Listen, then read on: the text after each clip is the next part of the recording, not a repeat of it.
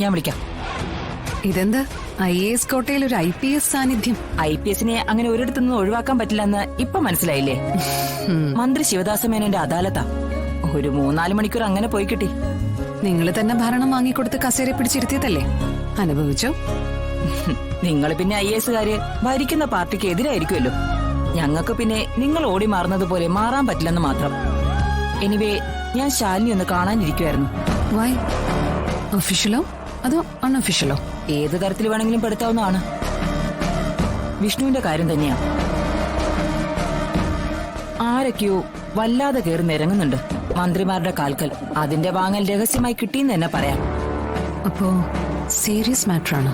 അതെ, വിഷ്ണുവിന്റെ നീക്കങ്ങൾ പോലീസ് നിരീക്ഷിക്കുന്നുണ്ട്. പഴയ കേസ് ഫയലുകളൊക്കെ തെരഞ്ഞ് ഗുണ്ടാ ലിസ്റ്റിൽ പേര് തിരികെ കയറ്റാൻ ഒരു ശ്രമം നടക്കുന്നുണ്ട്. ഭരിക്കുന്ന പാർട്ടിയുടെ കാവൽ പോലീസുകാരാ ശ്രമത്തിന് പിന്നിൽ. അപ്പോ ഇതുകൊണ്ടുള്ള ഗുണം ഉണ്ടാവുമല്ലോ. വിഷ്ണുവിനെ ഗുണ്ടാ ലിസ്റ്റിൽപ്പെടുത്തി കാപ്പ ചുമത്താനുള്ള നിഗൂഢമായ ശ്രമം. പഴയ കഥകൾ പൊടിപ്പും തൊങ്ങലും വെച്ച് പൊക്കിക്കൊണ്ടുവന്നാ ലക്ഷ്യം ഈസിയായിട്ട് നിറവേറ്റാവുന്നതാണ്. അതിപ്പോ ഇതിനെതിരെ നമുക്ക് എന്തെങ്കിലും ചെയ്യാൻ പറ്റുമോ? അടിപിടി കേസുകളിൽ നിന്നും മറ്റു പ്രവൃത്തികളിൽ നിന്നും ഒക്കെ വിഷ്ണുവിനെ മാറ്റി നിർത്തണം. ഒരു മര്യാദരാമന്റെ പട്ടം തലയിൽ ചൂടിക്കൊടുക്കണം.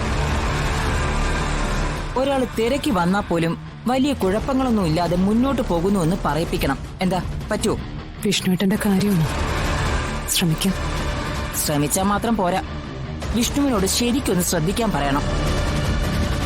കാരണം ശത്രു ശക്തനായി മുന്നിൽ നിന്നാൽ പൊരുതി ജയിക്കാനാവും. പക്ഷേ ഒളിയമ്പുമായി മറഞ്ഞിരുന്ന് ആക്രമിക്കുമ്പോൾ ശക്തി കൊണ്ടല്ല, ബുദ്ധി കൊണ്ടാ നേരിടേണ്ടത്. സംസാരിച്ചു നോക്ക്. വിഷ്ണുവിനെ കാണുകയാണെങ്കിൽ ഞാനും സൂചിപ്പിച്ചേക്കാം. ഹലോ, അതെ,